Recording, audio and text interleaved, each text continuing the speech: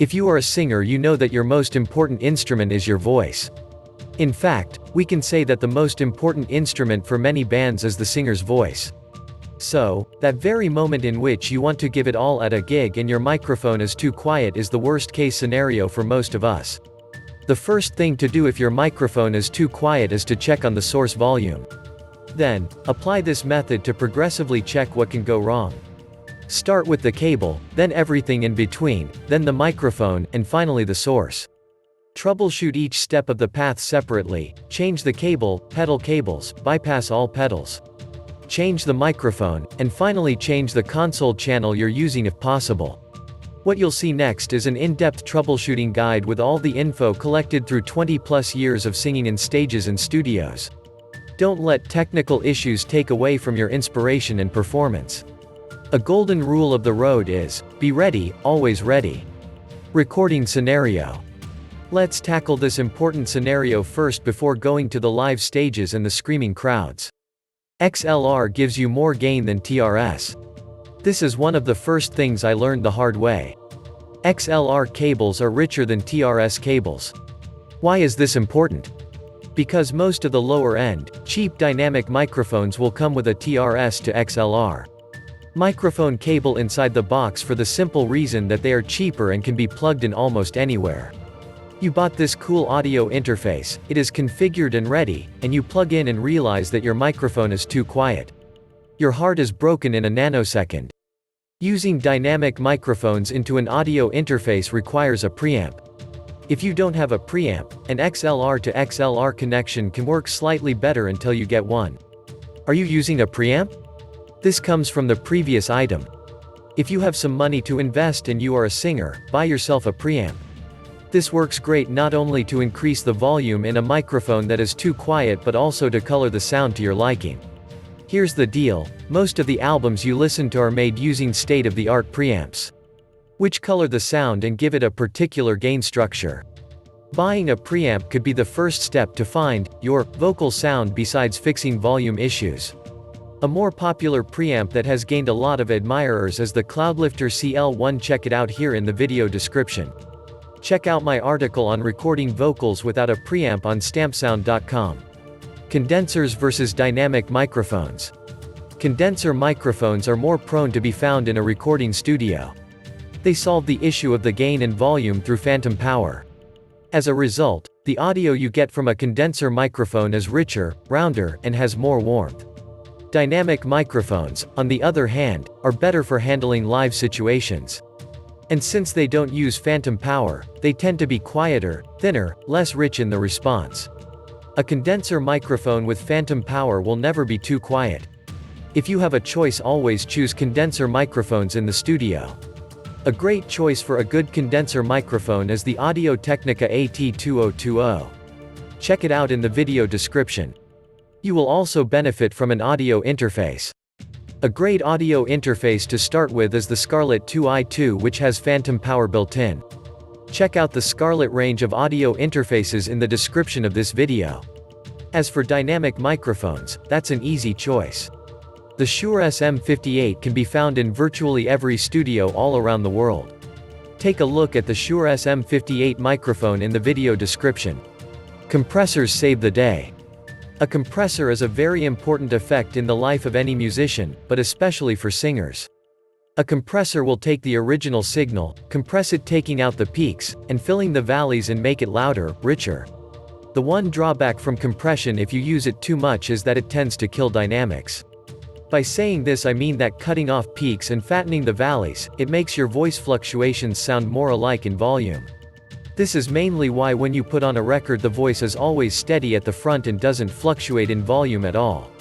Compressors can help you save the day if your microphone is too quiet. You might need a mixer. It is not about the multi-channel capability of the mixer, but about the sound coloration. If you have a mixer in the studio, you can solve phantom power, equalization, preamp, compressor in some cases, and signal volume with it.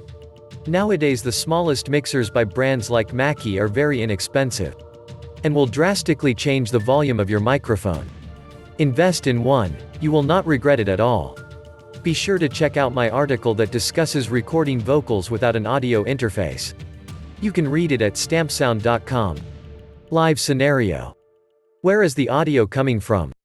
This is the first thing you have to think about because on most stages, you have two different sound sources, one goes inside and the other goes outside. The inside audio is what we call monitoring, and it is there for the sole reason of helping musicians hear themselves.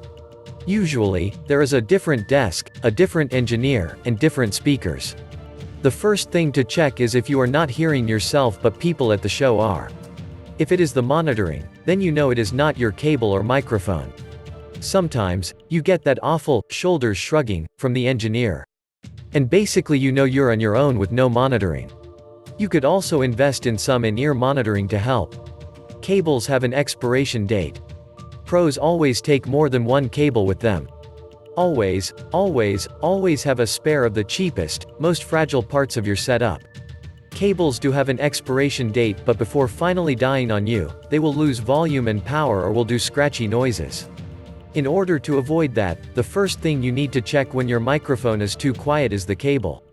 Replace it for a different one on the spot, and that might even improve the sound quality. Take several spares, and when a microphone cable is dying on you, just replace it, don't keep it. Mic closeness is a skill you learn with time. Let me tell you a story. I used to sing and play the lead guitar in a rockabilly band. Yes, I was a Brian Setzer wannabe. I wore a suit and had my side brows long enough to be proud of them. I was singing into a Shure Super 55, which is an amazing microphone that sounds superb but is super lineal. You have to literally sing to the right spot because otherwise your voice is too quiet, fading out. It took me several shows of driving everyone insane until I went to Google and found info on how to sing on that specific microphone. The closeness to the microphone as you sing is a skill you get with time and shouldn't take for granted. There are many YouTube tutorials on how to do it, so if your voice sounds too quiet, just stick your lips to the microphone and give it a go. You might have a directional dynamic microphone in front of you. Live effects units. Live effects units for singers are making their way onto live stages more and more every day. I remember watching Jane's Addiction and seeing legend, Perry Farrell, the creator and owner of Lollapalooza, tweaking his own effects from this awkward and huge rack unit. Well, most singers nowadays use stomp boxes or multi-effects units just like the ones at the feet of guitar players. If you have one of these, there is one more thing to check: the cables going from the microphone to it and from it to the mixing board. Also, make sure you are in the right bank and that the overall volume is all the way to the top. The Helicon Harmony is a great vocal effects pedal. Be sure to take a look in the video description for the link.